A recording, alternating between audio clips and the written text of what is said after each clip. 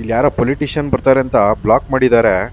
ನಾವ್ ಎಂತೆಂಥ ಪೊಲಿಟಿಷಿಯನ್ಗಳಿಗೆ ವೋಟ್ ಮಾಡಿ ಎಂತೆಂಥವ್ರನ್ನ ಗೆಲ್ಸಿದೀವಿ ಅಂತ ನಾನೊಂದು ವಿಡಿಯೋ ಹಾಕ್ತೀನಿ, ನೋಡ್ಕೊಂಡು ಬನ್ನಿ. Lie down and enjoy it.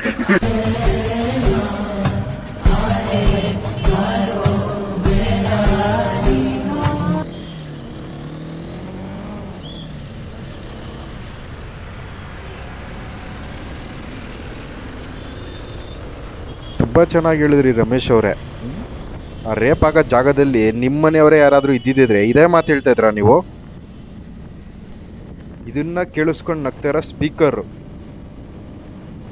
ನಿಮ್ಮನೆಯವ್ರು ಇದ್ದಿದ್ರು ಇದೇ ತರ ನಗ್ತಾ ಇದ್ರಾ? ನಿಮ್ಮನೆಯವ್ರಿಗೂ ಹೇಳಿದ್ರು ಇದೇ ತರ ನಗ್ತಾ ಇದ್ರಾ?